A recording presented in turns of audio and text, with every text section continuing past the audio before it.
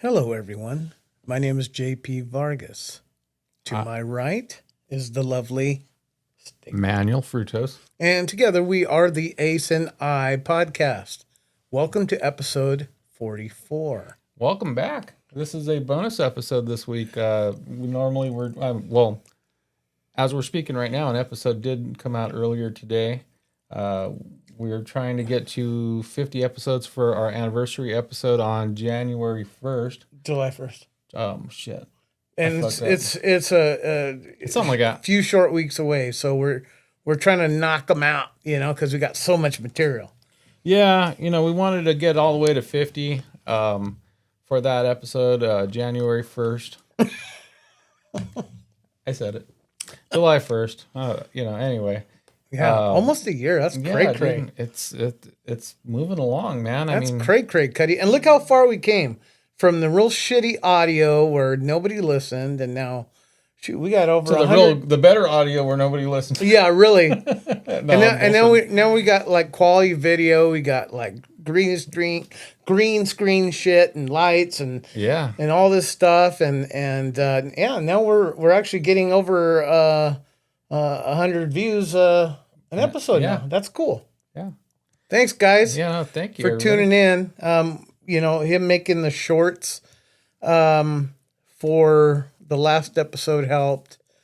Plus, I've been giving away stickers and fucking beer coasters and word of mouth. Being involved in the public, I have that advantage. So I am doing my deed to help get the word out there that we like bullshitting, once a week, at least once a week. Good job, buddy. Yeah. It's a collaborative effort. So, and we enjoy doing this, and So if you guys don't mind locker room humor and racial jokes and in good taste. Well, I don't know about that. Oh yeah, can you just it's the beginning of the episode. Yeah, sure. Let's not scare them away now. Yeah, fuck them. Yeah, okay. Anyway, haven't seen you for a couple days. It's been a couple. This is weird. Yeah, no, twice. And then we're going to see each other again later this week. On Saturday, we're going to have a very special episode at my gazebo. Yeah, can't wait. Yeah. Early in the morning. And we're going to hear fucking chickens and planes and, probably my neighbor in the background. Spanish. Yeah, it's going to be a whole deal. Yeah. So it should be interesting. First bilingual episode. Yeah, man. Just going to figure out if you can do the SAP thing. Yeah. But translate it. You guys shut the fuck up. I was listening to the last episode on the way over here. Well, actually, I listened to it a little bit. I've been kind of floating around today. I haven't done Uber all fucking week because I've been, kind of working for everybody else. But it was a nice day because I was able to visit with my son for a little bit. We met at the restaurant and had a meal together. I hadn't seen him for a couple months. And, it was good to see him.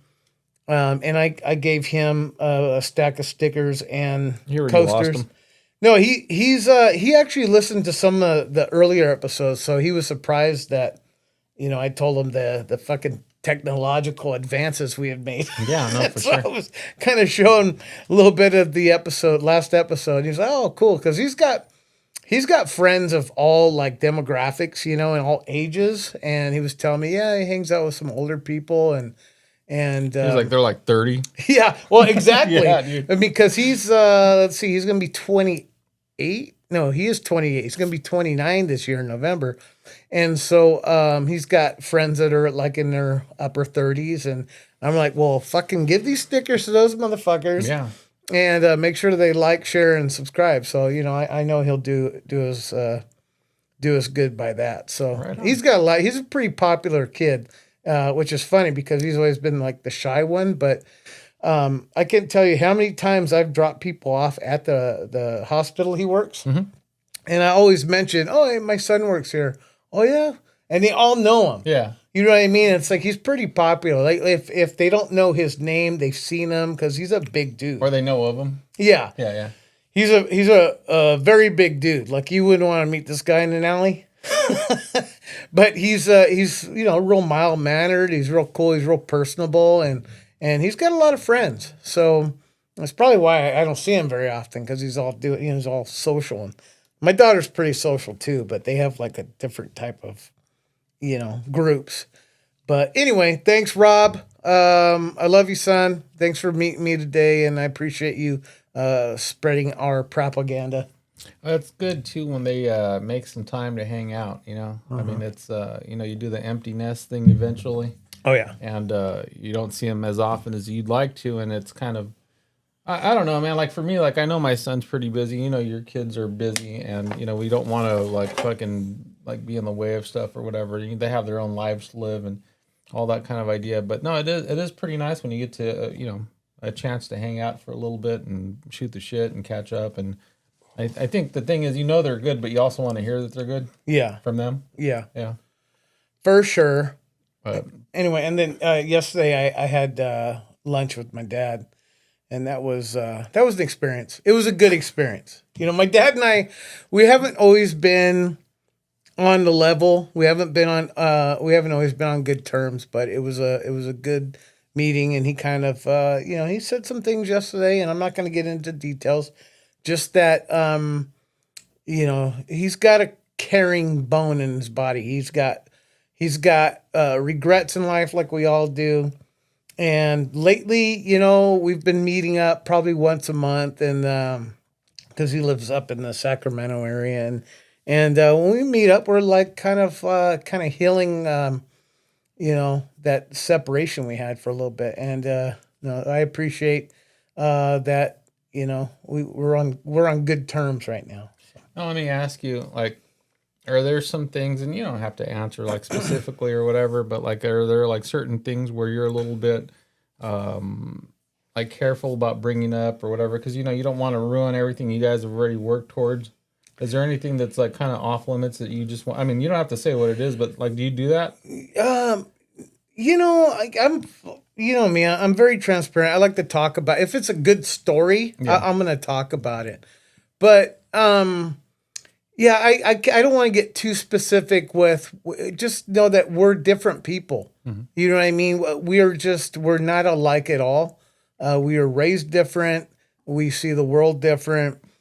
Um, I don't agree with his points of view sometimes, and I'm vocal, and he's vocal too, and sometimes we don't like that. So I think mentally we've kind of come to where okay, we're not going to cross certain thresholds. We're just going to talk about the weather and how's the family, and keep it like that, and then not talk about the past because that's all fucking water on the bridge. It's like there's no reason to bring shit up. You know what I mean? It's like it's already done. We're moved past that. Let's just work on the path we have in front of us. So Right on. yeah. So and I recommend that for everybody out there. You want better relationships. You got to let go of shit and just you know you don't have to. There's a difference between walking on eggshells and you know having respect for the other person's path. You know what I'm saying? Well, I think that's a bit of it too. It's like if you want to continue to have a relationship and you already know how the other person is and they know how you are, there's certain things that you do kind of have to like move out of the way of so that way it doesn't create that same problem because eventually you're going to end up bringing that same like conflict or whatever it is right back when you do the same thing because I mean that's the same, you're going to get the same result basically. Yeah, for sure. So yeah, it's just smarter, and that's the thing. You want to have a relationship with your dad, and regular people, normal situations, and it's not always the case for everybody. I know there's a lot of people that I'm like, you know what? There's certain family you don't want to deal with. They're not good for you. It's better to stay away, and a lot of that's, some of that's with me. That's my case or whatever. There's a lot of people that you kind of have to write off. It's like, well, if it's not working, it's not working. You just Yeah, I mean, do what you got to do. like I've done it in the past. You've done it in the past. Yeah. It's like I understand that whole term. Was it blood is thicker than water and stuff? Sometimes, sometimes that is it. It might be thicker, but it might be tainted or just straight toxic. You know what I'm saying? So, Has that West Nile? yeah. I mean, I have family members I don't talk to anymore, and sometimes it's stupid reasons. It's like my mom. indirectly has made enemies for me. Like by association, they don't like my mom, so like they just kind of throw me in the mix. And the same thing with my dad. You know what I mean? He says a certain thing. It's like, well, that's his boy. The apple doesn't fall far from the tree, and that's such a stupid fucking term. That's like my dad and I don't fit that example at all. Oh, by the way, I'm reminded by something. I got to tell you this. It's fucking nuts. It must be maybe the apple doesn't fall far from the tree. You're sitting there at lunch and he fucking slammed his drink down really loud. You're gonna tell me that? No, I was talking about the balls thing. All right. Okay, because you guys heard last episode, I sat on my balls, and ever since then, I was just telling him before we started recording that my body has to like accommodate for that fucking pain, that little piece of damage I did. So my groin has been all inflamed, right?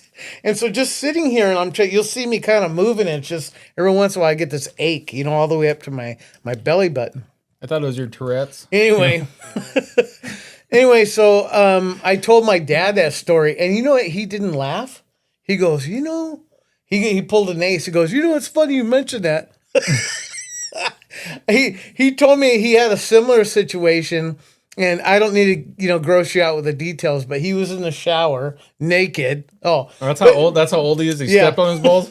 Well, no, not even that, but because his hips kind of jacked up, so he was in the shower. Those benches, those little old people benches that you put sideways in the shower so you can wash your feet, or if you're afraid you're gonna slip and fall. So, well, just know that this style of bench, it's kind of bowed or whatever. It's got holes in it. Oh gosh. So if you're sitting there naked and the whole octopus in the fucking hole.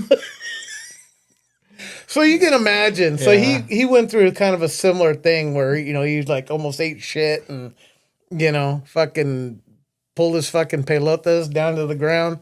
It was a whole deal, but like he didn't laugh at mine, but I couldn't help laughing when he was telling me the story. He's like, man, that's fucked up getting old. That was a traumatic experience, dude. He was like, oh shit, man. Yeah, really. But so when I told him my story, it was like it triggered him, so. Anyway, so yeah, like father, like son, at least in that respect. So you're taking after your dad, slowly but surely.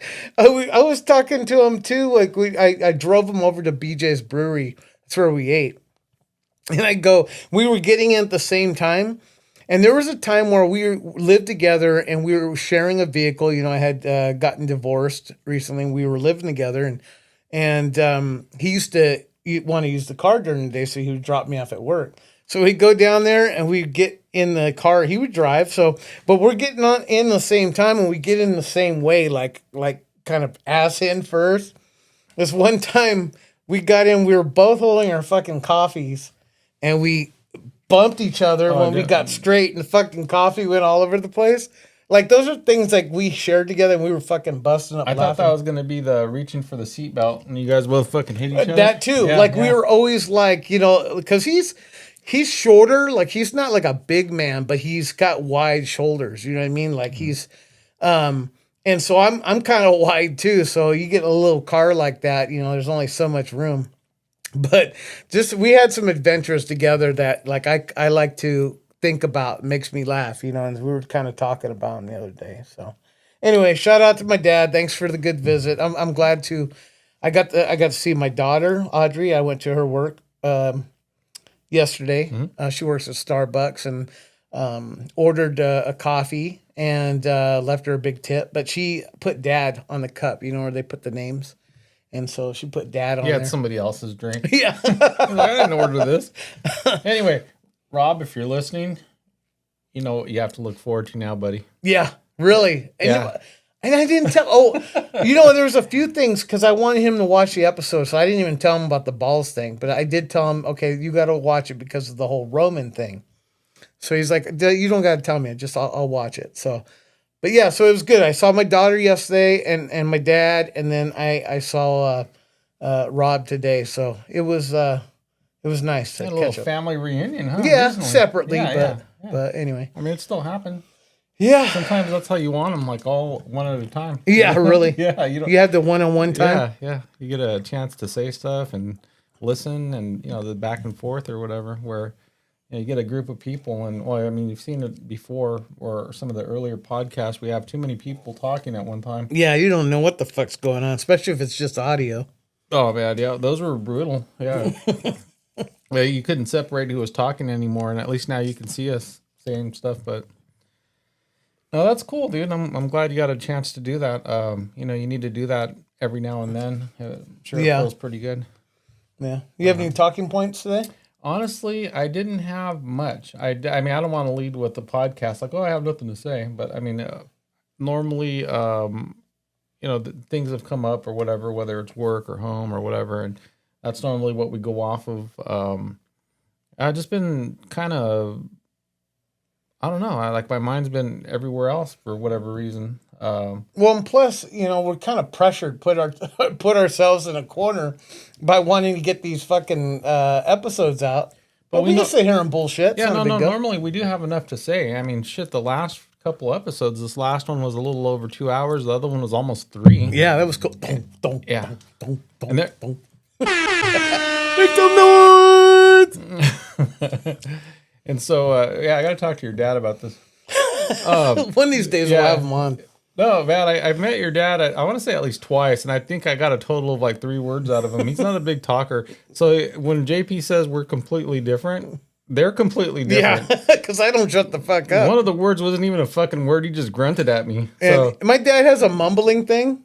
It's fucking hilarious. Like he's a lazy talker. Like, is that one dude from King of the Hill? yeah, pretty much. Yeah, dude. But what's funny is it was always worse in the morning. Cause like I said, we lived together for a long time as I was an adult. I didn't live with him when I was a kid. I hardly knew him when I was a kid. But in the morning, you know, we would have our coffee and then we would go do our thing. But when he first wakes up in the morning, he's all, oh, blah, blah, blah, blah, blah, blah. Like he doesn't open his mouth to fucking enunciate. Don't adjust your screens. That was on purpose, guys? Yeah. Yeah. Can't wait for that episode. So one day he asked me, he goes, hey, boy, can I ask you a question? I'm like, yeah? He's like, sometimes do I mumble? And I was like, yeah. I started laughing. I go, yeah, you do. Like, you don't enunciate. I guess, you know, it's one of those things. If I tell him, Yeah. he doesn't, you know, pay attention. But if somebody else does, it's like, oh, like it triggers. But I think I was one of his sisters, you know, one of my aunts or somebody, a friend, had probably said, I can't understand you. Yeah. Like, open your mouth. And I'm probably thinking it's his cousin, our cousin, I should say, Robin, because she's very vocal like that. She would say, Johnny, open your mouth when you talk. I can't understand you. I can just hear it. And so He needs subtitles. yeah, exactly. Yeah. And so he's just like, he's a lazy talker, you know, and like he doesn't open his mouth all the way. And it's just something he's been doing his whole life. One thing that he does that drives me up the fucking wall, and he didn't do this yesterday, which blew my mind. Like, okay, he'll ask you a question. And then I'll start to talk, and then I'll get a few words in and like trigger something else. He'll ask me a second question. I didn't even, you know what I'm saying? Like he doesn't finish or doesn't let me finish before he's like, you know, he's not even listening to me anymore. He's like, next thing. And I'm like, wait, let me tell you. And he'll just kind of laugh. Like, let me finish. Yeah, no, I don't know how that feels. He gets that a lot. Oh. Anyways, yeah, I can't wait to. So anyway, Yeah, look at a thing. It's funny you mentioned that. I do say that, huh? I do say that. Yeah, we all have those though. Yeah. No, the only big thing that's been going on, and you know, I don't like the whole politics talk too much because then it just scares some of the people away, and that's not what we're trying to do. You know, vote how you want, pick the best person, all that good stuff. But yeah, no, it's been an ass full of those commercials, and you know, got to the point where I was just missing the the attorney commercials or you know the regular stuff you normally see on TV because everyone was just on there just talking shit, you know, and everyone's like, well, trying to put, I mean, their own party down at a certain point. It's like, well, see, I mean, you guys have problems within your own. I mean, fuck, pick a side, you know. Everyone's just pointing fingers, and finally, you know, as of today, we're gonna have 2 other people we got to vote for to see who's gonna screw up California, and we'll go from there here in November. But I'm just glad it's all over. Did you vote? Can Can I ask? You did? Yeah. Yeah. Yeah. Good, man. Yeah, everybody in the household did. Yeah. I made sure of it. Yeah. Well, when you fill them out and send them, that's pretty cool. Yeah. No, it's like everyone's a hardcore. They're like, I don't remember signing. Yeah, right. Hey, I need you to sign this. Like, okay. I already filled it out for you. It's right. I gave you the right answers. Yeah. But yeah. Well, I mean, the good thing is they were all alive. You know, you don't have any dead they're people not. voting They're in your not dead. family. They weren't 101 years old. Yeah. It's such a fucking. It's this state is such a fucking fraudulent mess. It's a fucking dumpster fire. Yeah. No. Definitely. I think at a certain point, it starts to affect everybody. It doesn't matter again, and it's the ideas of people, and it's not so much like you pick the party. I mean, we happen to be a blue state and whatever, it is what it is. But I mean, there's still a certain sense of like we have to do things better, we have to do things right, and we have to do things together. Really, when it comes down to it, not this party and that party or whatever. And I mean, it's ultimately the people of California that feel the effect of everything that goes wrong. And it's there's a certain amount of things too where you're like, well, how does this affect me personally? There's a lot of that kind of mentality when it comes to people. I just fucking bumped the table. When it comes to people and those ideas, it's like, well, yeah, I'm going to go out there and vote, but like, how is this going to affect me? And that's how people think. And it's like, you don't really see like sometimes the big picture of stuff. It's like, yeah, no, but it's the people that we put in office that are making all these decisions. And you might think that, I'm not going to make any more money on my check, or I'm not going to have a better life, or I'm not going to have a better place, but you can have less money because of it. You can end up with a harder fucking whatever because of it. Like, you're paying more at the pumps, you're paying more for groceries, you're paying more for everything because of decisions other people are making. You know what the mentality is for a lot of people, and these people shouldn't be voting. It's like fucking dodgeball. It's just all about trying to get the other knock the other person on the other side of the line down. Like there's no investigating. There's no, it's like, oh, well, I'm a registered Democrat and whatever they do, I'm with, and then vice versa. It's not like there's any kind of linear thinking. It's just, well, I'm against them. It's a fucking Hatfield and McCoy type of shit, you know? And that's unfortunate. Like, I really don't want to talk about this, but I'm just going to say, that Nick Shirley thing passed.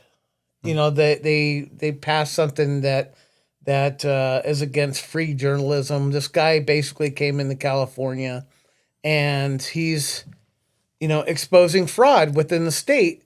And some fucking cunt governor, I won't mention his cunt name, initiated something where he shouldn't do that. So basically, keeping anybody else from exposing fraud instead of focusing on the fraud itself. Making it harder for people to expose the fraud. I'm not going to say any more about that. I'm fucking just done with it. I'm pissed off. And you know what? What happens here in the state? Unfortunately, I live here. I bought a house here, and I got to fucking deal with it. But I'm so done with the current, state administration that I'm hoping, I don't care if you're blue or red, it's got to get better. Yeah, steer us in the right direction. Oh, there's going to be a revolt. I guarantee you there's going to be some fucking crazy shit happening if people keep losing their rights and they become more conformist, kind of socialist ideology. Socialism never works. Communism never works. And it's been proven time and time again. And why every generation comes up with a new fucking jackass that follows that ideology, and just gets everybody all up and brainwashed. I'm not going to say any more about it. I'm done with it. Fuck them. You talk about, I think we're becoming like pretty socialist here for this state. We want to go ahead and just take from everybody. But the problem is that, we want to put it all back into the pot and just kind of distribute it. But there's a lot of people that aren't putting into the pot. And I think that's what creates their idea of socialism. It's no longer that. We're just fucking like taking care of people. And, this whole thing just popped up recently. And I was watching this on the news, and it's kind of funny because I don't know how you can get mad at this. Like, I don't really know how people even have any kind of I mean, so this is what I like to do. I'll go on to Facebook. You know, you see something on the news, and then you'll like look at some of your like nutty friends that are like super fucking hardcore either direction. I mean, it's both sides, and I know which way I vote, and you do what you need to do. And so I watch what they say, and like, oh, this person's big on whoever, and I'll do my research, like you said. There's people that don't even open up that booklet that comes with your fucking ballot, so you can actually read up on the different, whatever it is. I mean, depending on the election. And so, and you said it right, dude. Like, there's a lot of people that don't do any research. You're just like, this guy's in my party. I'm voting for them, and it's not the right thing to do because I can honestly say I can vote against the party I normally follow. If it's a better person, I want a better person. I don't need to, I don't have to follow everybody else. I'm okay with it. Yeah. And so I watch these people on Facebook and they're going crazy over stuff, and it's kind of weird what it's turned into. It's like there's not even regular posts about anything anymore. It's just like it's all become like political for some people, and it's really weird. Mm-hmm. And it's somewhat sad, really, when you watch it, because it's like, well, man, you're really consuming a lot of your life with this stuff. It's not good.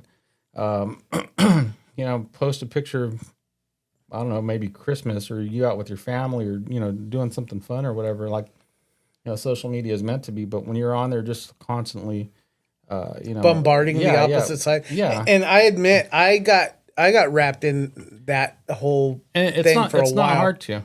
You just get fired up. So the thing is that, I'm watching this thing on the news, and they talk about the big beautiful bill, and there's one person who's talking about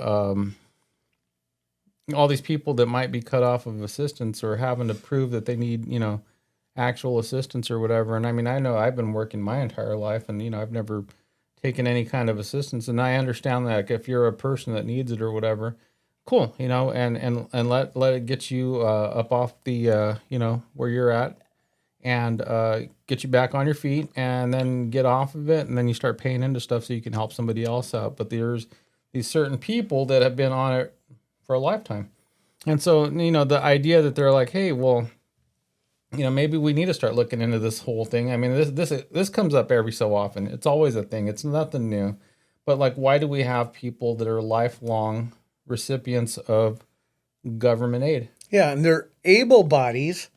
They're just fucking lazy. Yeah. Some of them. I mean, there are people that actually need it, right? Handicap. Maybe they have some kind of ailment. Ongoing.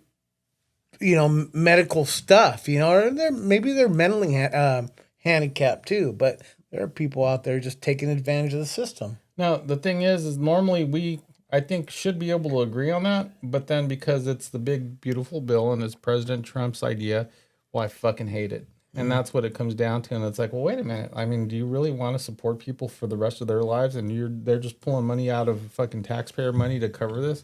Like, you're okay with that? Like, how do you make an argument towards that? Or are you just so upset that it had to do with not your party, and you just want to shit on something, even though it's not a bad idea? You know how to simplify it, and goddamn you for continuing this. I could talk about Xfinity. No, please don't. Okay. But let me make a. You got to almost put it in a smaller example. I probably brought this up to you before, where let's just put it in smaller terms. You're in a house, let's say 10 people already, right? Real world. Your family members, right? 10 people in a house. And then you have, let's say half of them aren't paying bills. They're not providing food. So like, the people that are working are providing, stuff for that. And then you add some other factors like, oh, this family member's got a boyfriend. Oh, they're about to get married. Oh, and they're having a kid. And so pretty soon this family is growing. And now the stress is still on the people that are working. Now you're paying for this person and the two other people that they've kind of, brought to the family. It's the same thing. It's insane that people have that mentality of it's like, well, and then to make matters worse, when let's say you can't afford anymore that lobster and steak and fast food and pizzas on Fridays, and so you're getting cheaper forms, And these people that haven't contributed are now complaining. Oh, jeez. That's the fucking that's the family that we have created within this state, and even furthermore, this country. And don't forget, they invited their fucking family friend from a different country to come and enjoy the same fucking benefits that they get there at home. Yeah. So I mean, you just got to put it in smaller terms. You simplify, um, kind of what's going on, and then people realize, oh, okay, yeah, that makes sense, because all these people are like, these people need rights.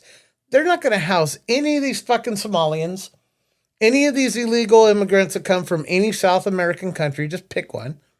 They're not going to house them, but they want the government to provide safe passage. They want to give them rights to vote. And it's fucking insanity. And really, who's pushing that narrative is one side of the political spectrum is pushing it. Why? Because they're gonna, like, you know what? We're gonna give you this, and that. But you got to vote this color. You know what I'm saying? That's how they're sucking them in. Well, I mean, it makes sense. I mean, it's just if my side of the if my team is all for you doing this, then obviously you're going to want to be a part of my team. But if if it's not, the opposing team is like, hey, we don't want to do this for you. Well, you're obviously not going to be on their side. Mm-hmm. I mean, that's what it comes down to, right? I mean, that's what you're describing. Yeah. So yeah, I mean, they're getting more voters. Basically, they're buying more voters. Yeah. And with all of our money, by the way. Yeah. Not just your party, all of our money. I mean, I'm a dumbass, and I see what's going on. Yeah. There are a lot smarter people out there. And then, Babe had said something today. My wife, Naomi, she had said something today because she was looking at the results for the election, and she brought up a very good point. One side of the political spectrum is always talking about, tax the rich, do more for the poor, this and that. Well, if you notice along the coastline, it's primarily Democrat voted areas, right? But these people are the most wealthy people in California, right? All along the coast, it's all blue counties, right? These are the richest people in the state. And you're like, okay, you would think they'd be like, no, we don't want more taxes. You know what I mean? So she brought up a good point. What if they're getting some kind of kickback from, they're supporting the blue, they're supporting Democrats, supporting the elected officials, because maybe they're getting kickbacks. I go, you never fucking know. I mean, because Nick Shirley here is trying to expose fraud in California, and now it's illegal for him to do that. And so it's like, it makes you wonder, kind of like big pharma, like, here, sell these pills, mm-hmm. Or, and if you don't, you're going to lose your license. So there's some corruptness going on in this state. And it's gonna culminate into something a lot bigger, and it's gonna be violent, and it's gonna be ugly, and I guarantee you, it's gonna create another civil war, because, like, how much more can we take of this bullshit? Because we're just regular people here, just trying to live, and they're putting us all in a poorhouse. Yeah. Oh, yeah, definitely. And meanwhile, these people on the coast with their fancy houses are like, oh, vote blue. Anybody but Trump, blah, blah. How are these motherfuckers making so much money, and then they're completely fine with being taxed 50% of their income? I don't know. Well, I don't think that's really the case. And some of it, I mean, I think... they're saying these things, but they're still taking the benefits of the other side. All these different, tax breaks, or, just the way that they're able to, the stuff that the wealthy are doing. I mean, you hear President Trump talk about it, and he's just a smart businessman for it. And, he brought up the fact that it's like, well, yeah, I take all these same cuts and everything that, everybody else is doing. Like, why wouldn't you? And they on one hand can say, "Oh yeah, do this, do this, do this, and do that, or whatever," and yeah, tax more, whoever. But they're going to continue to put their money where it's not going to affect them, or they're going to continue to try to pay a lower rate. But here's the thing: when you have someone who's a billionaire and they're paying, millions of dollars in taxes, and then you have poor people. I mean, I don't pay millions of dollars in taxes, so my fair share compared to your fair share is different because you've already paid into it more than I'm ever going to pay in 1 year, in 2 years, in 10 years in my lifetime. Yeah. And so the idea that just because it's weird because we're all about capitalism until it comes to this idea. Yeah. And it's like, what's the incentive? You take away incentive to want to do better because at a certain point, they're just going to fuck you more. Yeah. Okay. So to me, taxes, I've talked about this time and time again where, if he's a millionaire, I'm a thousandaire, and we're both paying 10%. He's going to be paying more, obviously, but it's fair because based on what you're making, you're putting in 10%, same as him, right?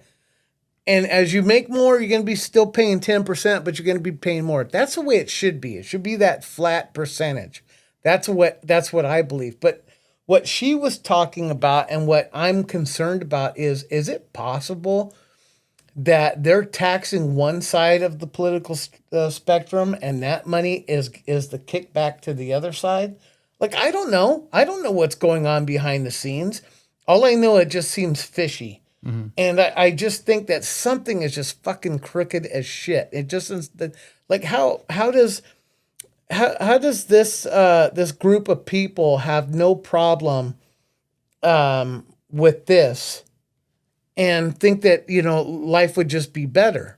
You know what I mean? It's almost like they need the other side of the spectrum. That's their cow, their cash cow.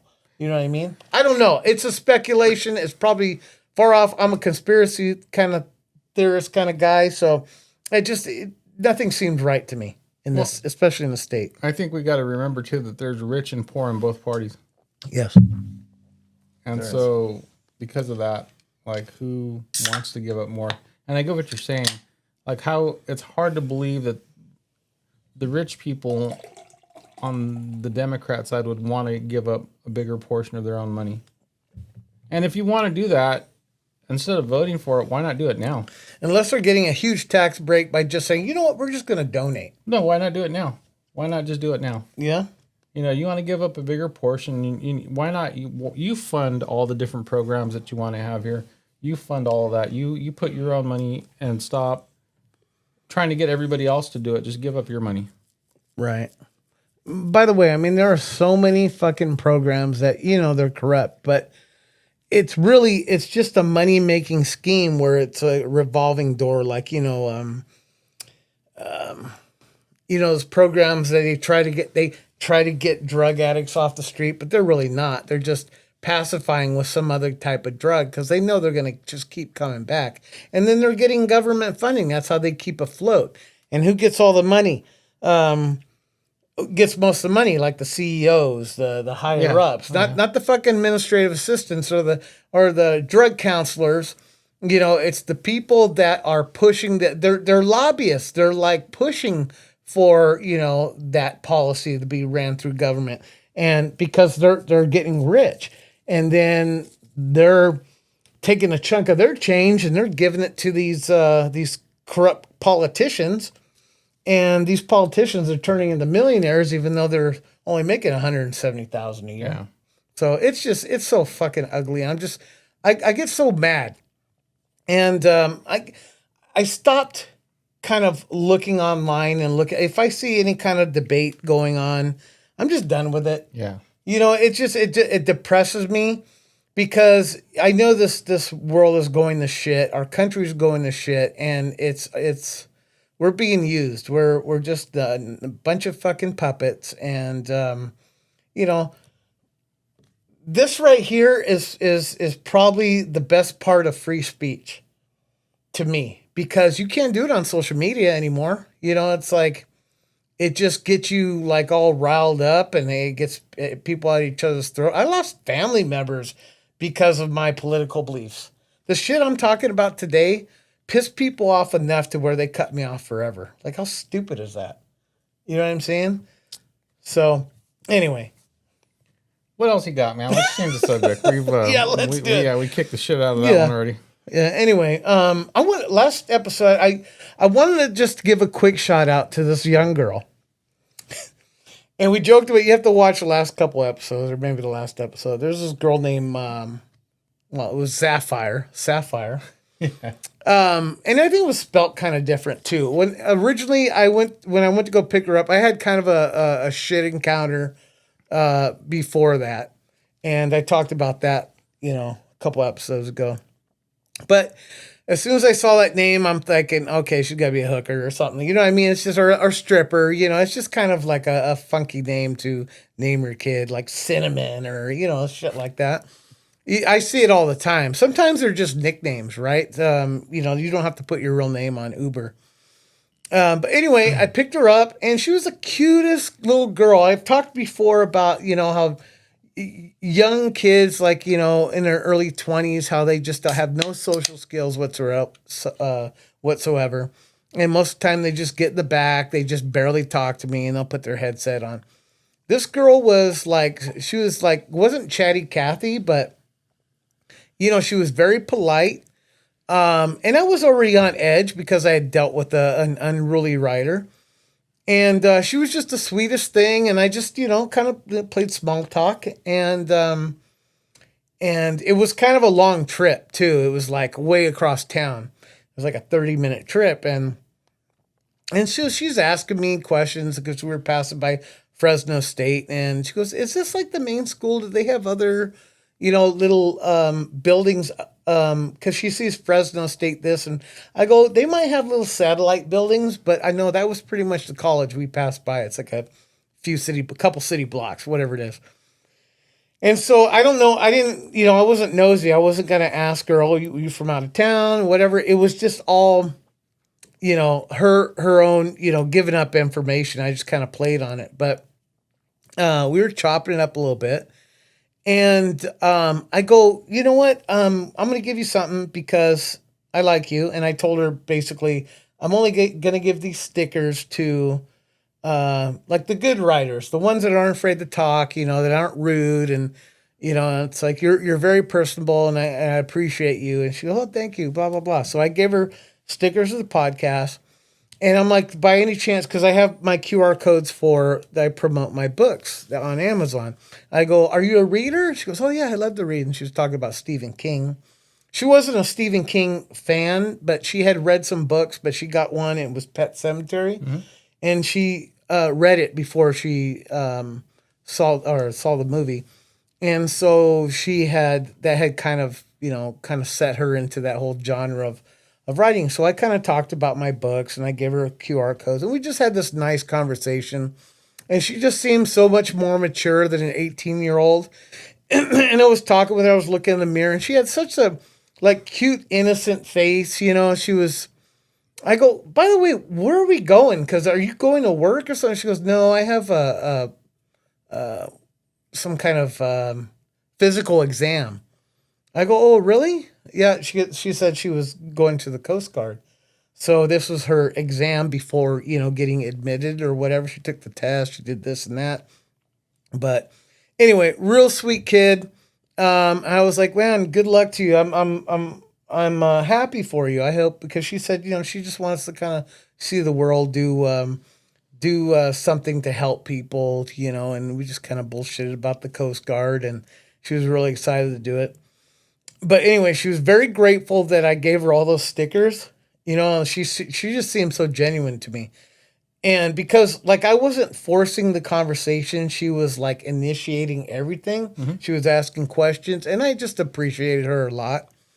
And I just wished her, when I dropped her off, I told her, look, I'm proud of you, not because I know you or anything like this, only because it gives me hope that there are some young people out there that you could just tell they're going to be good for the world. And it was just something give her some kind of, kind of a pick me up, kind of a coaching session, I felt obligated to do that to her.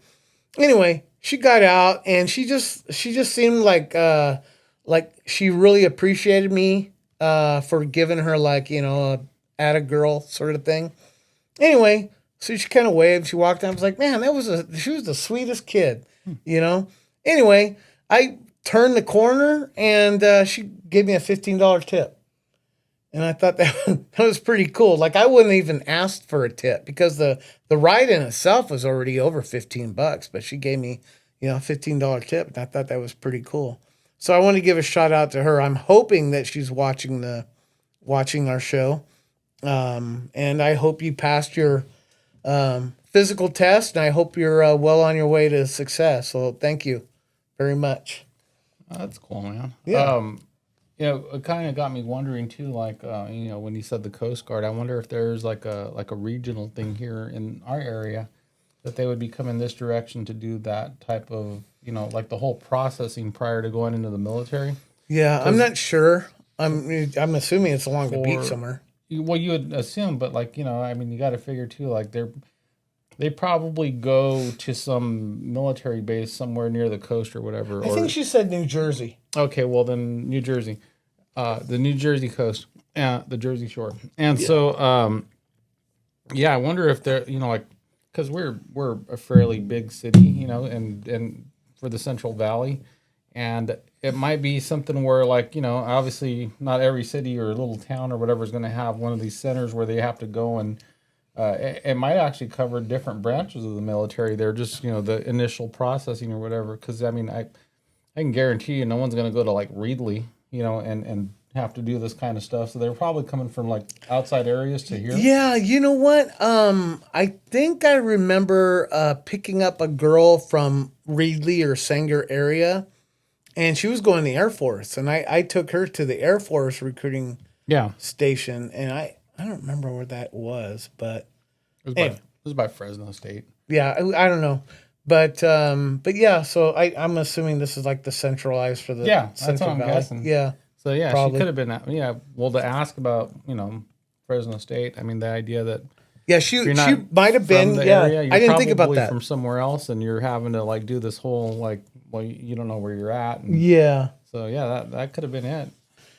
Yeah. I don't know. Anyway. Well, I'm happy for her, and I wish her all the success in the world. So I just appreciate good exchanges like that, because I have a daughter, and I have kids, and if that was my daughter, I'd be extremely proud. Just because, she has a goal, a small aspiration to, go a certain path of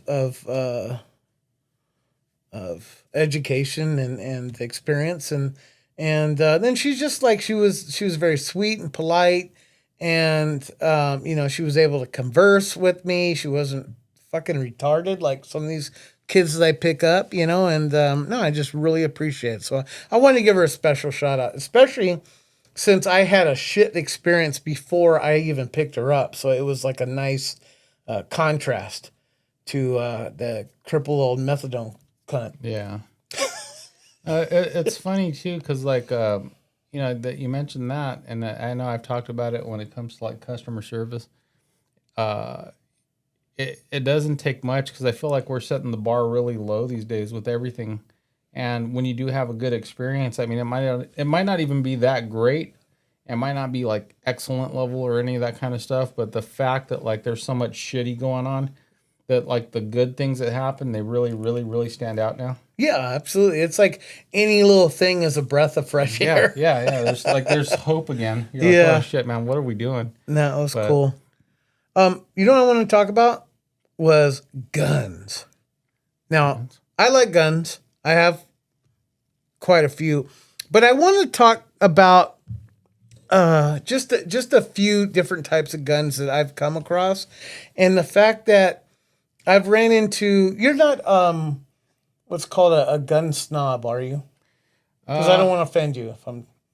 Well, you don't want to talk about gun snob? I don't know. No. Well, I don't think I am if I don't even know what it is. Okay. Well, let me just say what I think a gun snob is. It's like you talk about a certain brand, or oh, I'm gonna go pick this up at the Getting Place, right? And you're like, why are you gonna get that? And it's like the people that they're only like getting the Brownings or the Kimbers or the Colts. Oh, you're the Ford or Chevy guy. Yeah, it's like Okay. that, All right. I get it.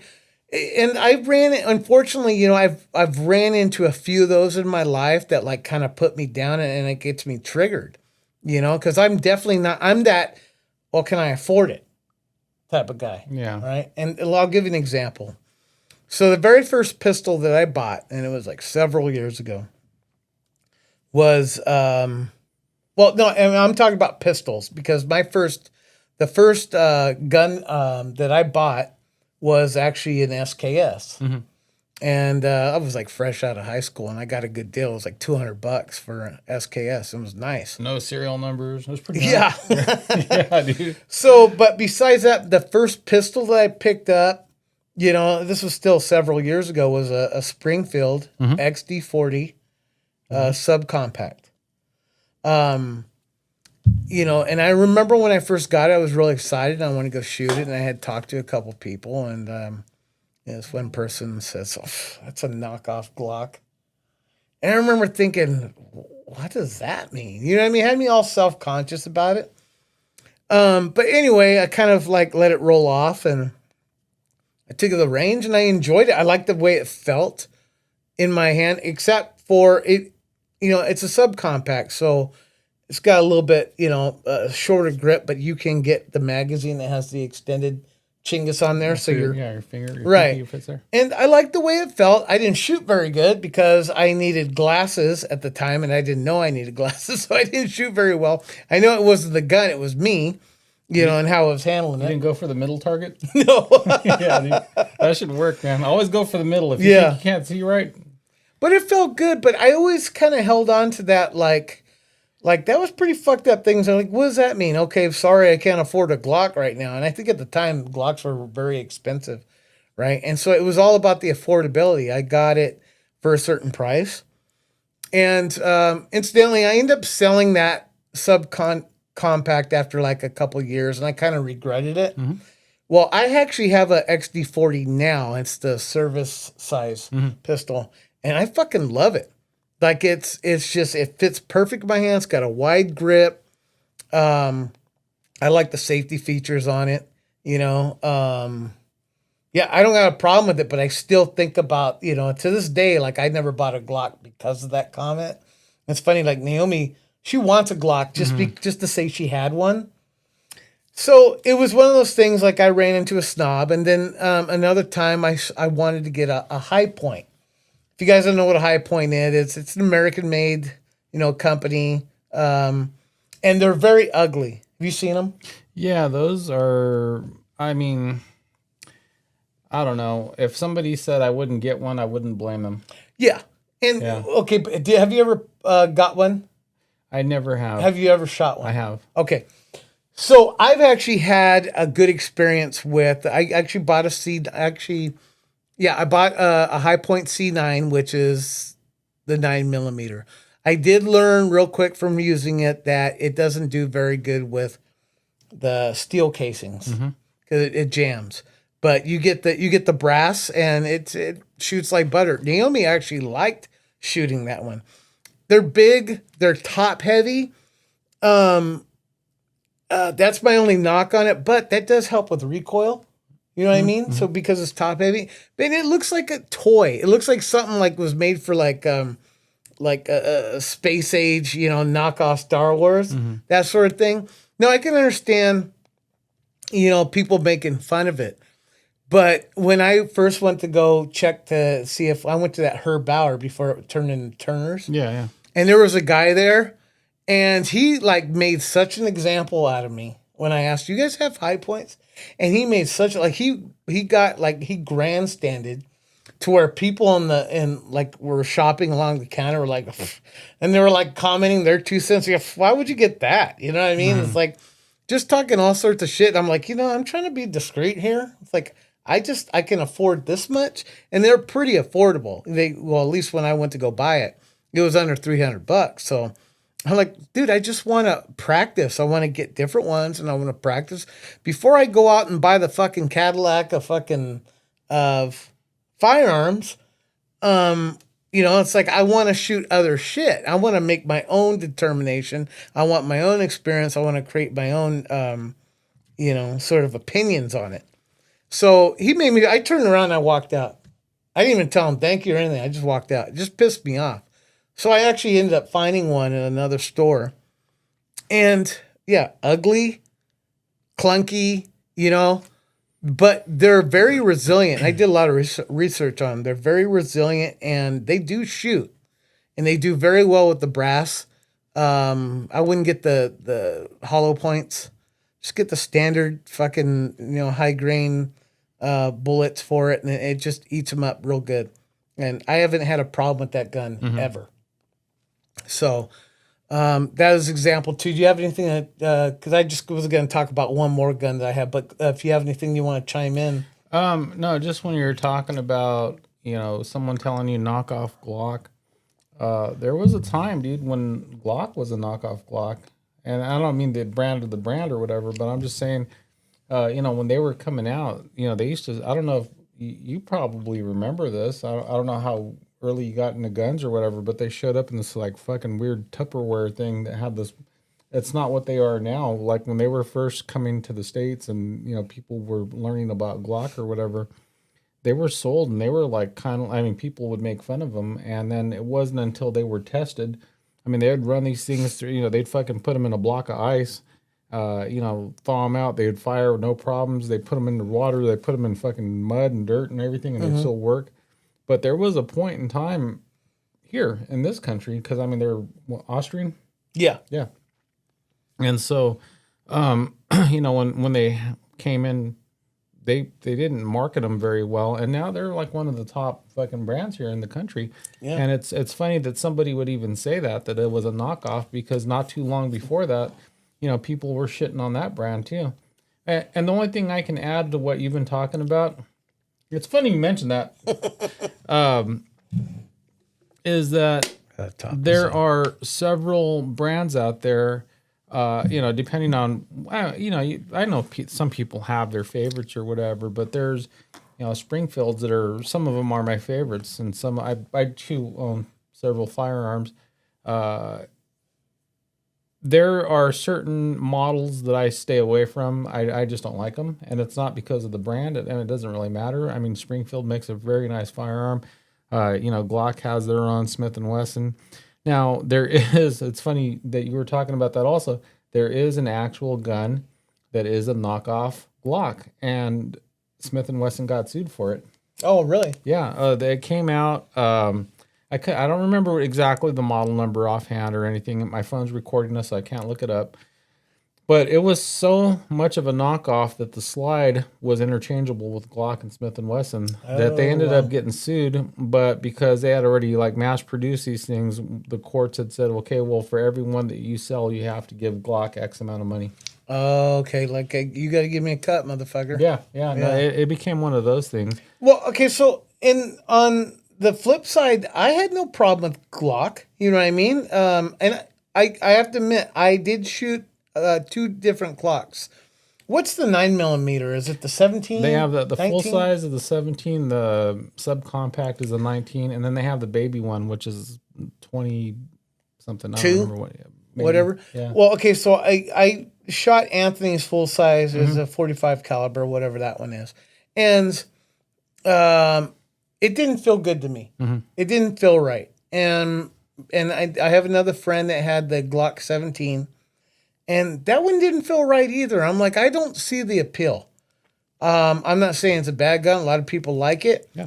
But I'm not going to fucking snob off or even, just be all bitter and say, no, the fuck Glock. You know what I mean? It wasn't like that. It's just, every time I went to go buy a pistol, it was all about, what I can afford at the time. I'm like, hey, I like the way it looks. That's a cheapie. Let's go, plinking or whatever. Let's go shoot up in the hills.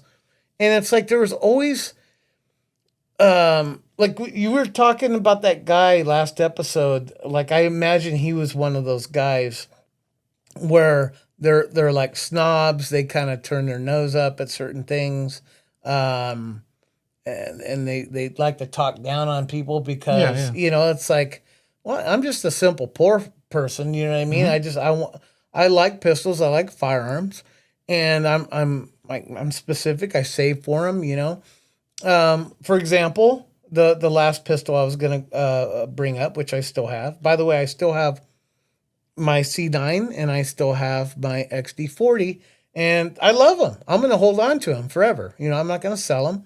And Babe, she's got an M&P Shield, the compact one, and it's in 40 caliber, and that one's a badass little gun. You know what I mean? Um, there was a couple that I bought, little burners, from people like they're not sketchy, but I think they were from Mexico. You know, L Glock. yeah, they don't even have fucking Yeah. real names on them. They're just you don't know how old these motherfuckers are. But anyway, like I'm always looking for a good deal. Well, when you're a kid and your grandpa or whoever was in World War II, they always talk about the Colt 1911, right? It's something that's been around forever. It's like how many in two world wars, you know what I mean? It's like you hear a lot about the Colt 1911. Well, you showed up with your Juarez 9mm. Yeah. Dude. But I was turned on by a friend. He stroked it just right. No, he had told me about Rock Island Oh Armory. yeah. Armscore is the parent company. Out They're of Nevada, right? well, originally they're Yeah. from the Philippines, Yeah. Oh yeah. and so they got the actual blueprints. I think it was during the Korean War or something. And my history is probably off, but they got the blueprint for the Colt 1911, and they make their own 1911s now, and they make them in different calibers from 22, 38 Super, fucking 9mm, 40, 45, whatever. So I have a 45 1911, and it's a beautiful pistol. It's good action. It's nice and heavy. It's steel. It's got that classic look. The hammers, the triggers, like everything's cool. Well, Babe pretty much commandeered it like that. She likes it. And so it's hers. I bought her 5 magazines. I loaded them all up. I go, Babe, when shit hits the fan, you're going to take this, you're going to blow everybody away. So it's hers. But I got this thing, right? And I had some conversations with different people, on the construction, and there's always that one. It's like, I got, like, what do you got? And I told him, I got a 1911. It's like, oh yeah, Colt's a good guy. I go, no, that's Rock Island, and they scoff. You know what I'm saying? Like, what's with these fucking people? I'm like, it's the same fucking thing. It doesn't have the brand on it, but it's made exactly the same. It's like Taurus. They're out of Brazil. They make fucking knockoffs on everything, including the Beretta. And one of these days, I got to get me a Beretta. I do like the Beretta, but I'll take the Taurus knockoff. I don't. Unfortunately, here in California, they got so many restrictions on certain fucking pistols, and it's always changing. It's hit or miss with whether it's legal or illegal in California or what fucking function it's got to have. So, but and Taurus seems to be one of those companies that are targeted by California. I do have the 38 Special. It's a Taurus, and it's a knockoff of fucking a Smith & Wesson snub nose or whatever. But anyway, so yeah, I keep running into these people that it's all about, like I said, it's the Brown. I'll never be able to afford, the Browning or the Kimber, or there's some ones that are, like Sig makes affordable pistols and make really expensive ones depending on what you're using for it. But my problem isn't about the pistol and who makes it and all that. I'm not a snob where it's like, oh, I will never buy one of those. It's the people that make that separation. You know what I'm saying? And it drives me nuts. I'm like, God, what are you fucking cunts, man? You know what I mean? I mean, at the end of the day, it's your money. You buy what you want. Thank Spend you. your own fucking money on whatever. If you're a fan of it, And I'm going to tell you this, and it goes with a lot of things. I mean, it doesn't even fucking matter. Replace guns with cigars, and people are like, "Oh, I smoked the most expensive ones or whatever." And I've had cheap ones that taste just as fucking good, if not better. And so, like, if it fits in your fucking hand, my hand's a different size than yours. You can put your hand up. Put your hand up. Oh, sorry. And so, well, they're actually pretty close. Yeah. Anyway, so, well, we need John Thompson here. You have longer fingers. I have bigger palms. Ew. Yeah. Lucky. Anyway, so, but yeah, I mean, it's all a matter of preference, but it doesn't mean you have to shit on anybody else because of it. Like, I know that there's, there's those people out there that like to spend more, or at least like to fucking say that they spend more. I'm not one of those people. I'm looking for a deal, and if I like it, I like it, and if I don't, I won't get it. And if I can't afford it, sure as hell, I'll put myself in debt and find it. Yeah. But yeah, no, it's just that, dude. I mean, I think it's not even about the gun itself or anything. I mean, people are just being shitty, and that's all it is. Yeah. So get what you want. I mean, at the end of the day, you're the one fucking spending the money on it, and if you like it, get it. Absolutely. I agree 100%. And if you find out later on that it happens to be a shit gun, then you fucking give your own review on it, and then that's what it is. Yeah. But it might be a bad gun for you, but somebody else might actually fucking like it. Yeah, it's a learning experience, you know. Because, like I brought up with the Glock, the 2 Glocks that I did shoot, I didn't shoot all of them. Mm-hmm. You know, one was a 45, one was a 9mm. I mean, fuck, maybe it was just the wrong size. You know what I'm saying? And I'm sure Anthony, he could talk more about it. I'm sure he loves his Glock, you know.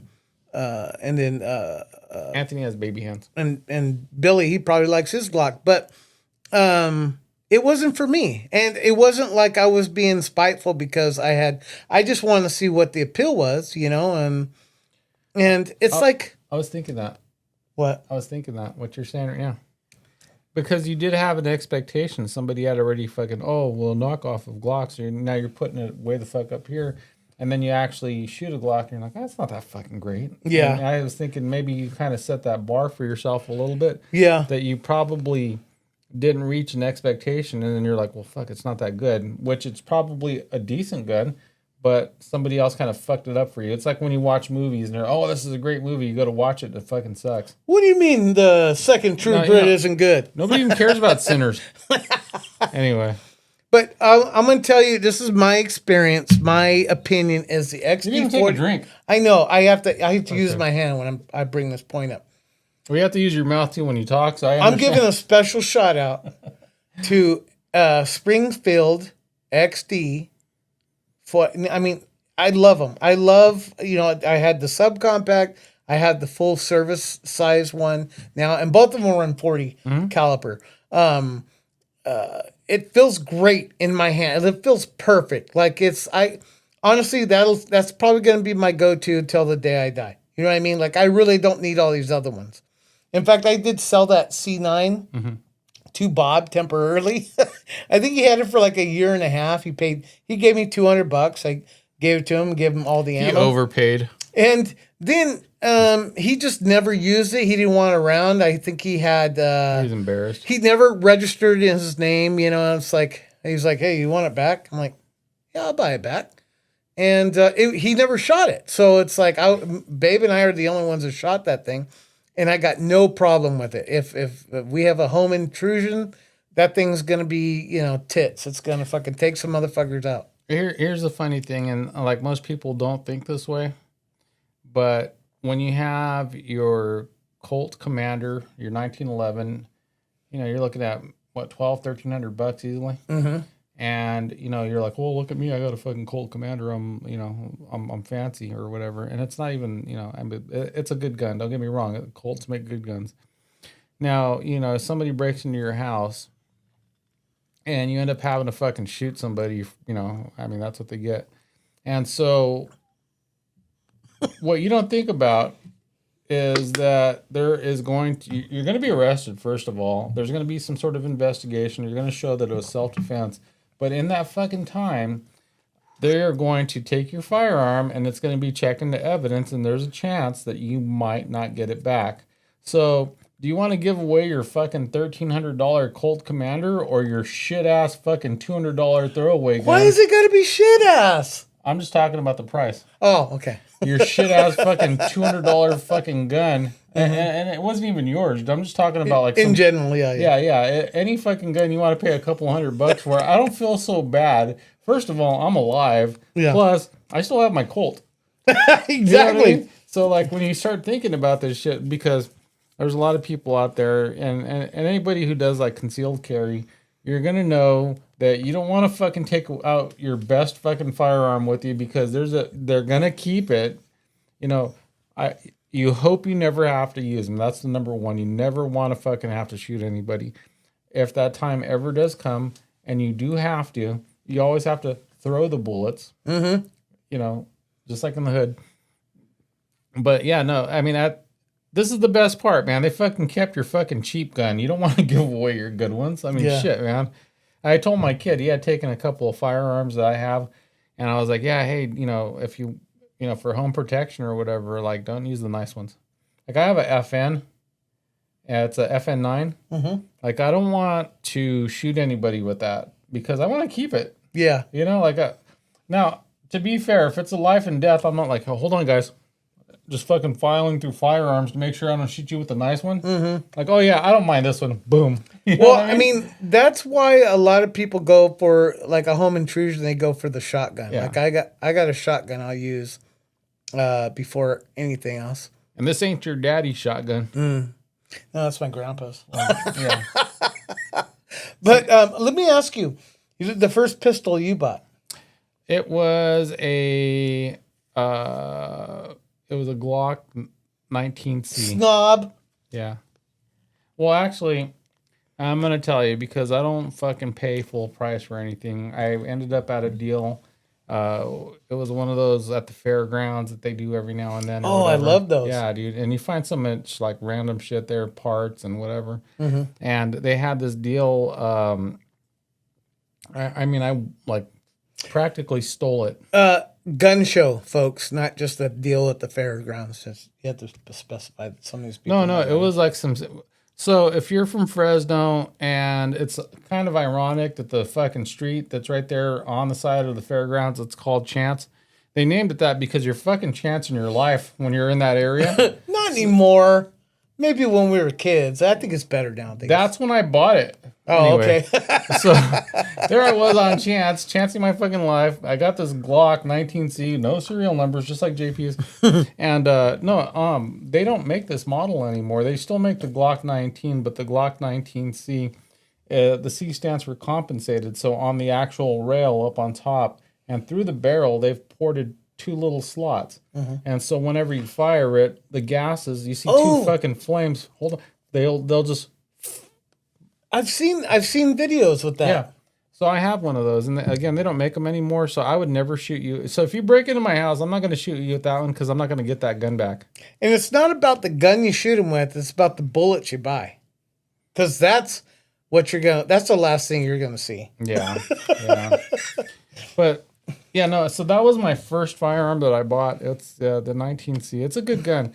And when you talk about recoil and all that other stuff, there's like absolutely, well, for one, it's a 9mm. There's not going to be a lot of kick. And if you are getting a lot of kick out of a 9mm, you're a pansy. So you think that gas release thing helps too? Dude, when it comes to target shooting, you stay on fucking target. Like you are not moving at all. Like there is no like recoil. I mean, it is like perfect for target shooting. And if you're trying to get somebody that broke into your house off of you, then you're definitely going to be able to stay on target on somebody. And even in that like nervous situation, and not to mention when there's a funny thing. Here's like an important fact. The normal length of a shootout is the length of a pool table, maybe like close encounters. And so when you're taught to shoot, you're normally taught to shoot targets, and you're like holding. You have the perfect situation. It's air conditioning inside of a range. And somebody's telling you what you're supposed to do, and you're over there doing all the right thing. You're breathing, you're fucking pulling the trigger the right way. You're not fucking jerking it, and it's not going off to the left or to the right. And so in a real life situation, you're normally shooting from the hip. Mm-hmm. And I mean, literally shooting from the hip because you're barely enough time to pull it up and fire off a few rounds or whatever. And you're just trying to get somebody off of you. So when it comes to that, just about any gun is going to work because you didn't actually fucking... if you have enough time to shoot somebody and you were able to fucking aim, you probably are going to be charged with murder because you had enough time to actually, like, from far away shoot somebody, your life isn't in danger from that far away. Yeah. So where targets normally sit when you're actually So qualifying. run towards them when you shoot. No, you got. Don't listen to this guy. You got to drag them into your house. There you go. Yeah, you're gonna get in trouble. That's what I meant. Yeah. Well, you got to run towards them when they're on the ground bleeding out, and you got to kick the dirt around all the blood. So drag them all the way in, and don't do that. Don't do that. Yeah.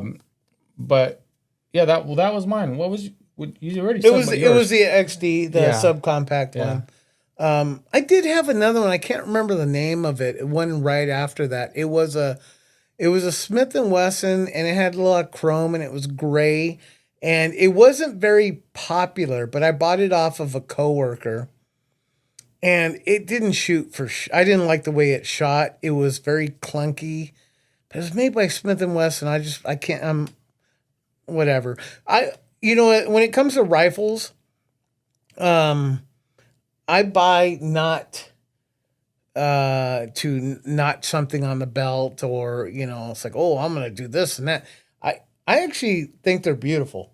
I know that sounds stupid, but I love bolt action rifles.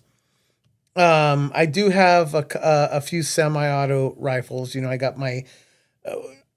Okay, I'm lying. There is two notch on the belt things because I've always wanted these as a kid. I got the Ruger Ranch rifle, the Mini 14, and it's one of the older ones, and I love it. I have an old SKS that's probably seen some fucking action because it was when I bought it, it was beat the fuck, and I tore that motherfucker down and I refinished the whole thing, and I enjoyed every aspect. I got real intimate with that SKS because I actually had two SKSs before. That very first one that I bought, I ended up selling it because I got all scared when they said they were going to ban them back in the late 90s. I got scared, which is stupid. I totally regret it because nothing ever happened with it. I did buy another one later on down the line, and I sold it.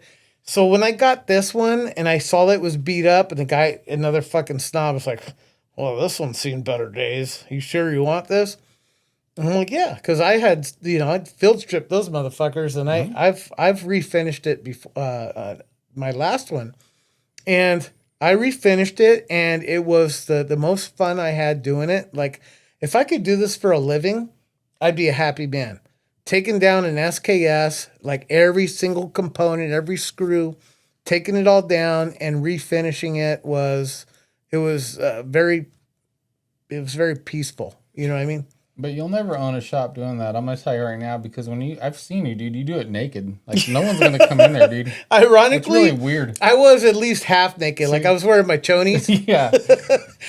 One time I got my balls caught in the. And the old person shower seat. But anyway, I love my SKS. It's the third one I've owned. It's going to be the last one I've owned, and it's precious to me because I refinished it from A to Z, and that I told Rob this is going to be yours. Audrey's going to get the Mini 14.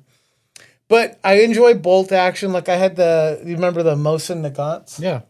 That was the second rifle I bought, and I regret selling that fucking thing because they went from $150 at Big Five to like I think you can't get one for under $700 now. Yeah, and it's like don't pay that for a Mosin Nagant. I mean, they're cool if you're into the whole historic.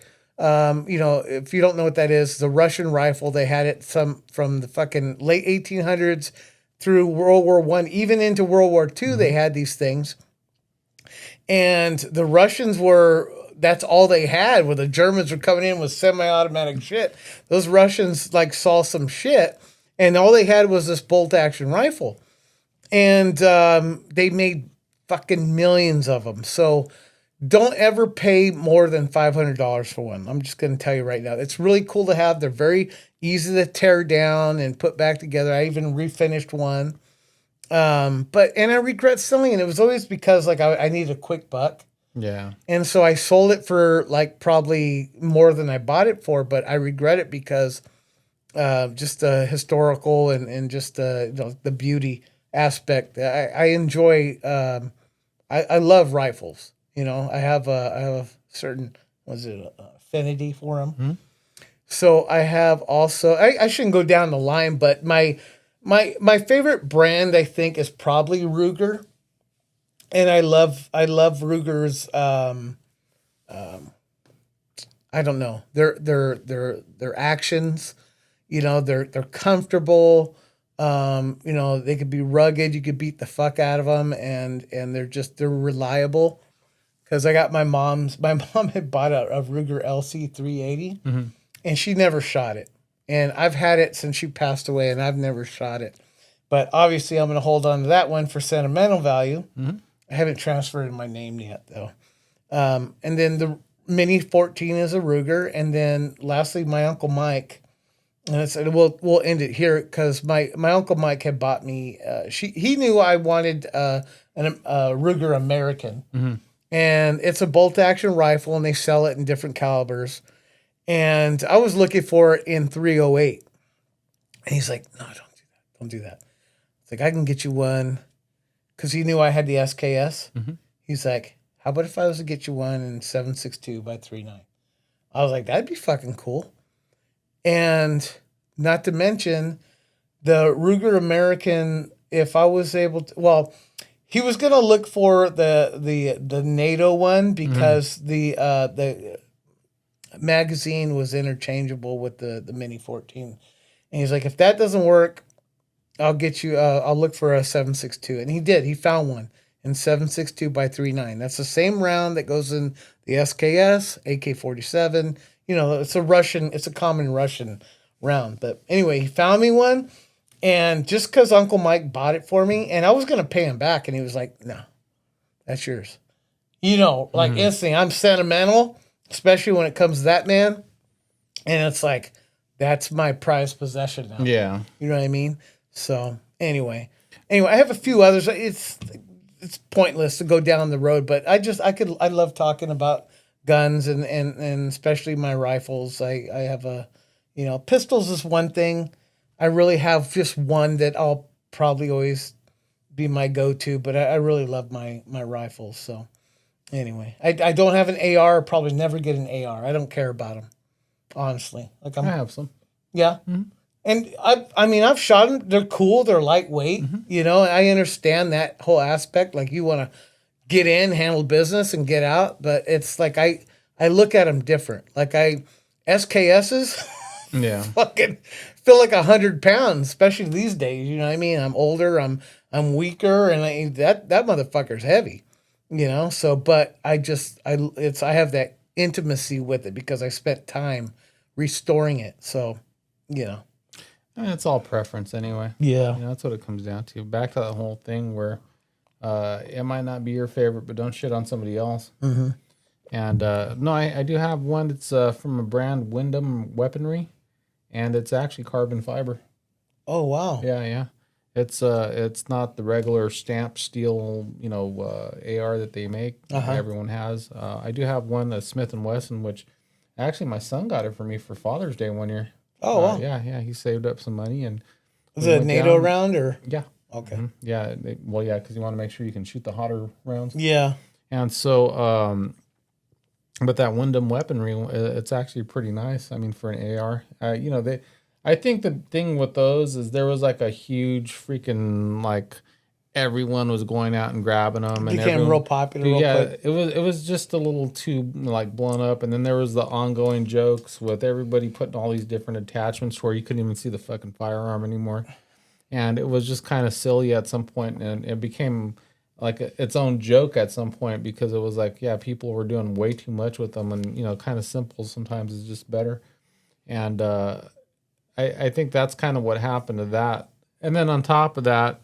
Every time somebody shoots somebody somewhere in these fucking mass shootings or whatever, they throw out the word AR and they think it's an actual, assault rifle. That's what they say. Oh, it's assault rifle, which it doesn't even stand for that. Right. And so it's funny because it's given.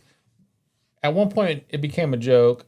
Well, at one point, it was really popular. Then it became a joke, and then it became a fucking. A political focal point. Exactly. There you go. That was exactly the word I was going to. You took them from me, and so sorry. Give them back. Sorry, Ace. No worries. But no, and you get what I'm saying. I'm glad we're on the same page because that's exactly what I was talking about. It honestly, like anything else, you're going to spend your money. If you like it, get it. And if you don't like it, well, then obviously don't buy it. Some of the good places to go to, and when you're like trying to pick a firearm, and this is just a suggestion for some people, if you're actually in the market and you're not a big gun person, go to ranges that will actually let you rent a gun from them. So you get a chance to shoot something prior to spending, dropping $600 or, $800 or whatever it is you're spending, or shit, even $200-$300, depending on what they have. But try to shoot something. If you have a friend, if you want, need somebody to take you out and, go shooting or whatever, you can find those people. Someone who's going to teach you gun safety the right way and not do the bad habits or, get you hurt. Go out there. I think everyone should own guns. I know a lot of people are afraid of them. I know a lot of people don't like the idea. But it is, something that you never know. It might be essential for survival someday. Just, I'm throwing that out there. You never know. This fucking world's getting stranger and stranger. And we're gonna sound like two paranoid old dudes. Yeah. But no, seriously, I mean, you don't need it till you need it type situation. Hey, would you ever want to do the hunter safety course with me? I mean, or you probably don't need to, but I can do it again. I don't mind. I've been wanting to do it. I still got to do the CCW. I was going to do that with Babe, but I want to do the hunter safety course too because there's other advantages. The learning CCW. shit. We'll talk off camera because I don't want to say any names, but I do have a guy who actually is able to do it for you. Oh yeah, and it's like more of a private. You're not going to the big places where, it's all about the. I mean, you still got to go through the whole time limit or whatever because it's a requirement. But I have some people that actually do that on the side that are licensed to do that kind of. Well, that's good. They're able to sign off on you. That's good to know. I do know somebody also, and this is somebody I want to get on the show at some point. His name is Joe Seeley. I worked with him at in the sheet metal union for several years, and now he's like he's a foreman. He's a foreman, and he's an instructor, but he's all for sheet metal. The sheet metal union. He's an instructor, but he also is an instructor for CCW too. I was gonna talk with him about it, but yeah, throw anybody my way because Babe and I, at least within the next year, we want to get our concealed carry. I even know a few armorers.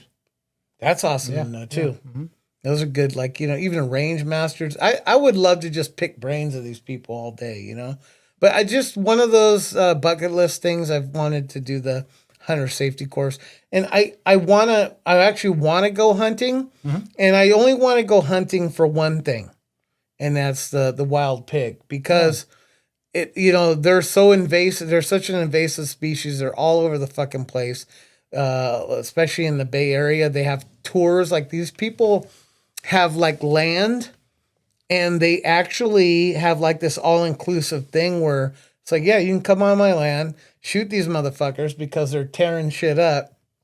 And we even have a butcher on site that'll field dress and cut all the meat for you.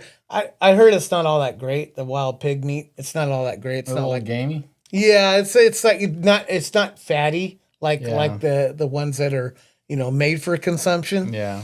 But just to have that experience, and never had a gamey chicharron? Yeah, I have. This tastes like balls. Yeah. Anyway, but Joe Seeley, I sent him the QR code, and the reason I want to have him on is because he's older than me. He's like a few years older than me, but I knew he was a musician for a long time. But he just released a single, and it's on everything, YouTube. It's on iTunes, Spotify. There is a post on our Facebook, Ace and I Facebook. Oh, he did put it on there. That I knew that name sounded familiar for a reason because I've never met this guy. But then I was looking at Facebook and I noticed that JP had posted something. And initially I thought he said Joe Staley, but he retired from the 49ers, so that's not the guy we're talking about. Yeah. Defensive end Joe Staley. If you want to come on the podcast, you are more than welcome to, buddy. Yeah, but Joe Seeley also. But did you listen to the song? I have not. Okay, it's not bad. Like he's one of those guys that grew up on Kiss, and he was like kind of an '80s big hair type of guy. You know, he doesn't have much hair these days, but you know, he grew up in that '80s, you know, that fucking rock era. You know what I mean? And I knew he was pretty good on a guitar. I knew he played drums and some other things. And he's a real smart, funny guy. And I always enjoyed, you know, hanging out with him at work and just bullshitting. And I miss him. I miss working with him. So I'm glad he's just doing this. Like, we're a couple old dudes. We're just trying to, you know, be relevant in the world. Mm-hmm. Well, he's an old dude wanting to be relevant, and he loves music, so he's putting his own shit out there, and I'm real proud of him. So, Joe, if you're watching, I wish you all the success in the world, and you need to come on this fucking show, bro. Yeah. So we can expose you and point and laugh at you. Okay? Exactly. So, like, but I mean, I don't know if you heard this or not, but man, ZZ, like, I'm not a huge fan of ZZ Top. No, I'm just kidding. Actually, I am. You couldn't tell. They're coming to Fresno, dude. Did you see that? Well, the one guy's still alive. One guy died. I'm surprised they're still alive. Well, one of them isn't. Oh, okay. He's not coming. Okay. He's not coming. That'd be weird. Oh, you know who's playing Strummers on Saturday? This will be out on Friday, by the way. Who? Agent Orange. Really? Yeah. They're still around. Yeah. I don't like going to Strummers. I hate standing. Yeah. If you don't get there early enough and you can't sit around the edge and you're standing there, I'm all fat and decrepit, and you know what I mean? Yeah. I mean, it's cool to go to a venue and listen to like live music, but I don't know. That's why I kind of like full 55. Like, you can hear the music no matter where you're at, and you always find a seat. No, you could totally sit and mosh. Yeah. Yeah, that's pretty cool. Yeah, but Strummers is like, it's a little different there. I can't do that anymore as an old dude. So like, I just want to go somewhere and sit on my balls. I'll bring one of those fucking shower benches. Yeah. All naked. So, while you're working on guns? Mm-hmm. Yeah, dude. Anyway, you got anything else, man? I think we're... No, not really. We got to save a little bit of the fun for Saturday. Well, we don't want to give it all up today. Yeah. Yeah. Yeah, really, I didn't have anything I didn't have anything. Anyway. But it was cool talking guns with you, man. Yeah, right back at you. We got to go to the range. We got to go, I don't know. All right, we got to go to the range and have a freaking camera recording at one point. Where yeah, we just do that'd be cool. Because I have pistols I haven't shot yet. I'm glad I thought of it. And I would like to go to the range you have access in, because there's some rifles I want to shoot. Oh, yeah, over there, nobody cares what you have. Well, it's for the sheriff's department, but like, yeah, you can take just about anything, because I got a lot of stuff that's not like California compliant. Right. I don't know if I should say. Well, it is. It is. It's compliant. Okay, so all the ones I've been boasting about, I haven't shot yet. Yeah. So really, I would probably just take 3. And that would be the Ruger American, the Mini 14, and the SKS. And then, you know, my 2 favorite pistols. Yeah, no, I end up like, it's weird. I pack like I'm like going for a week or something, like when you go somewhere. Like, if I get pulled over, I am going away for life. Yeah. Yeah, no. Well, it's funny because my Uncle Mike, I was talking about my Uncle Mike, he lives in Texas, and this fucking guy is armed to the teeth. But... What's a requirement? It's actually part of like getting a license or anything over there. Mm-hmm. Yeah, that's that. You know, it's not. You see, we're talking to Californians here, so they're not quite getting it over there. You know, when you're born, on your birth certificate it says male, female, and then what type of gun you've been brought. Yeah. So yeah. Well, he doesn't fly. He drives across state lines, so he's actually been pulled over, like in New Mexico, Arizona, California. But California, like, he's a little bit more cautious because it's not the law enforcement officer's faults, it's the policies that are fucked. But like through Texas and Arizona and New Mexico, he's straight up with them right away. He's like, hey, I got an arsenal in my trunk.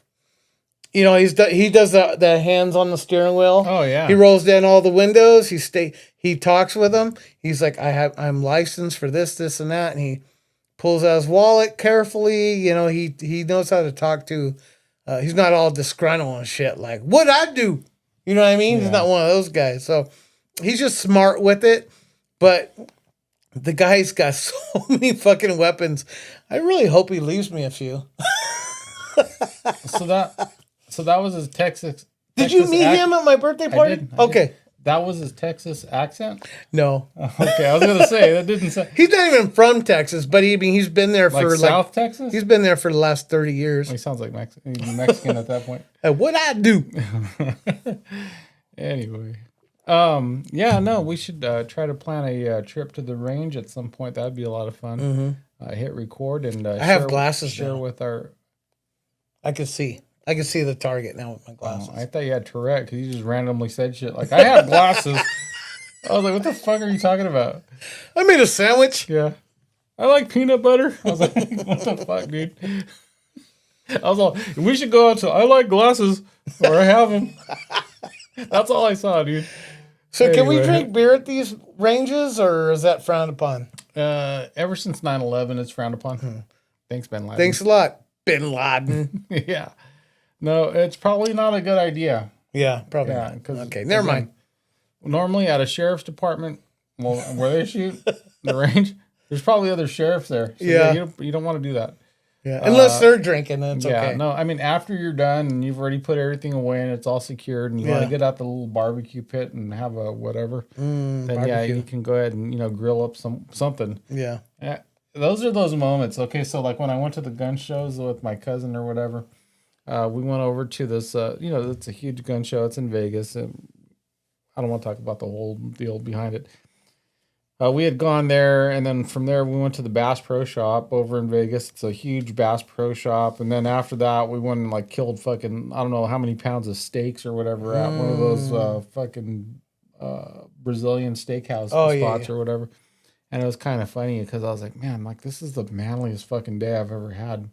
And I talked about it. I told my cousin, I go, hey, I'm gonna go back to the room and probably just grow out 3 more inches of beard. I'm gonna go punch a woman. Yeah, just because I'm just gonna fucking grow my beard out overnight. I'm gonna look like fucking Wilson, dude. What's his name? Tom Hanks in Castaway. I'm gonna wake up looking like that. But yeah, it was. Those are really cool trips. I can imagine. But yeah. Anyway. All right, guys, we're gonna close up shop. Shout outs. Sapphire. Sapphire. I hope that's her name. It is now. Okay. Well, she knows who she is. Yeah. Let's see. That's all I got. You don't have anybody else? Not really. Not really. Okay, all of you guys. Yeah. Thank you. Yeah, all the supporters of the show. How about Gabby? Actually, I heard recently that Gabby has been spreading the good word, and I just want to say thanks, Gabby. Thank you. Yeah. Does she have any friends at work that she that watches too, or not? So Gabby actually had. So the story I heard is that the shorts that we put out. One of them I was talking about don't ruin beer and all the shit that's on the beer. And so she's talking to her husband. She's like, "See, look, somebody else says the same shit you're talking about." And so she brought it up. She think that's husband. redundant? Yeah, well, no, but she was like, no, it was actually a good conversation. She wasn't like, "Fuck, those guys are stupid." But you don't talk about people on the spectrum, right? Anyway, so she had suggested it to her husband. She's like, because I guess her husband is also one of the people. It's like, yeah, we don't need a fucking, a cactus and a fucking pineapple wedge and a fucking, what do you call it? Not just a shrimp, but like a jumbo one. Yeah, but I was thinking about that, and I think I briefly touched on it. It's like, if it had like a full meal there and you're willing to pay that much for it, this is the only time it's okay. Where that's your drink and your meal. I'm going to have to disagree because if you're going to fucking do that, you could just bring me a plate with all that shit that was on there and put it over here so I can have my meal and my beer. And then what you do is you just say, "Can I have all that shit on the side, please?" Oh, yeah. And then, but the same price, you know what I mean? But no, we get what you're saying because you go to drink it, what's going to happen? It's all over you. Or you're going to take it all off, put it on a fucking plate. No, and then on top of that, you bring me fucking celery and no ranch. What kind of fucking monster are you? You know what I mean? Yeah. I mean, that's the only reason. Celery is only invented so that you can eat ranch Or peanut butter. or peanut butter. Yeah. Oh, yeah. Oh. Shit, dude, I forgot about Or that. if you're just like weird sexually. Yeah, weird. Yeah. Or That's not peanut butter. you, you, you own rabbits. That's the only reason you fucking buy celery. Oh, You're shit. dipping them in whiskey like Bob Yeah. La Bamba. No, so yeah, Gabby told her husband about it. She's all, "Hey, these guys are retarded," and we get it. Does he listen? Well, that was what I'm getting Oh, to. sorry. Jumped the gun. Yeah. And then what did he say? Okay. No, go ahead.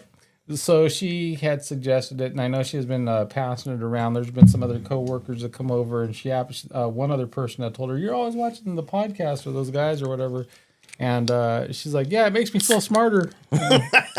I mean, that's what I imagined. You know, I don't think she said that, but for sure, you know, like when you watch this, you're like, "Man, my life isn't that bad."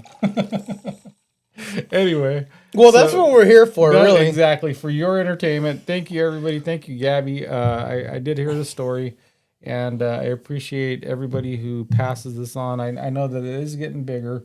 A lot more people are enjoying it, and Sorry, Bob. I thought you were going to go a whole episode without it. I'll try it next episode. No, I was actually kind of sad. That felt so good. Did it? It really did. Not in my ears. But anyway, yeah, you guys, we appreciate everybody. We can't stress it enough. You know, you guys get the word out there for us. So again, we had almost 100 views in the last episode, which is good for two people no one knows. JP, thanks, dude, for getting all those fucking... I mean, you have the ability with all the different people that you come across to keep promoting this. I'm a little bit more limited on my end with work and everything, but definitely, yeah. You got to make sure you just keep doing those shorts. At least do 2 per episode. That was the plan. So what I end up doing is I watch the entire episode, and I like to run it past you on your part because I'll do one for me and one for you. Just do it. I don't care. Well, no, because yours will be like, my fucking mom, I was over there, I'll punch her. You know what's funny? My aunt liked it. Yeah. So that's the thing. It's like, yeah, I'm gonna make at least a couple from every episode, a little bit of like a sneak peek for those people that don't really watch the episodes yet. So if you just do it to YouTube and you send me the cut, then I'll go ahead and put it on all the other formats. No, I'll send them all to you. Yeah, okay. Whatever. This episode that actually just came available today, I'll make a couple of shorts. I'm gonna watch it, so here's the process, guys. I know you guys are all so interested in this because it's fucking, exciting. But I'll watch the episode on my own. We always do this. We fucking see like what we did good and what we did bad, and what we could do better. And I'll pick a little 3-minute segment of something that you say, something that I say, and then I'll just go ahead and I'll chop it up and I'll put it on there as a short. And normally it'll just be like a little bit of a teaser, a trailer, if I may, for that episode of something that we were doing in that episode. So that's the plan, is just to do a couple of those per episode for moving forward. I'm not going to go back and make a bunch of them for all the other stuff we've done. But this episode will have some. The one that you guys were able to see on Wednesday, which is the one that it is Wednesday today, we're recording. It's on right now, the last episode. The last episode, and shortly after shorts. Yeah. So, yeah, look forward to that. Check those out. Those are nice to share if, somebody's kind of interested in listening to two old fucks talk about anything. Yeah. You can just send them some shorts, and they can go, hey, I either want to watch this, or, hey, I'm going to report this to the authorities, they're retarded. Do we want to, before we close out, do you want to let them know what we're planning for this next episode? Or we're just going to keep it a surprise? We could talk about it. Okay. The plan is we're going to go mobile. Outside of our little studio here. I think it's called mobile. Mobile. Mm-hmm. Mobile deposit. Yeah. Oh, yeah. And we're gonna Citibank. We're gonna sit under my gazebo at my house Saturday morning, where we have cigars and coffee. I'll probably drink. He wants coffee, but... Well, no, because you mentioned that peanut butter whiskey, a little bit of that, or maybe an Irish coffee. Okay, maybe I'll get some on Friday. I'll go buy and get some. Yeah. Okay? Yeah. And then we'll have coffee and we'll put a little peanut butter whiskey, because I ain't going nowhere By the way, we have a few birthdays coming up. I just want to mention. Well, I'll mention it on Saturday. Yeah. Okay. So one of them, sorry, Bob, his birthday's coming up, Yeah. and his two stupid kids are in June. My stupid kid, Roman, his is in June too. It's coming up next week. So yeah, so we'll give them a shout out next week. There'll be a special. Fuck, I wonder if Bob will be down to come on Saturday morning. Yeah, let him know. I will. I'll ask him. But you know what? They are coming over later because we're gonna barbecue for his birthday, him and his kids. So I don't know what he's got planned, but I'll throw it out there and see what he says. But if not, we'll at least give him a shout out because it's his birthday month. But yeah, we're gonna be hanging out at my house at the gazebo next episode. So check us out. Yeah, can't wait. All right, guys. Love you. Ace Night Podcast. Out.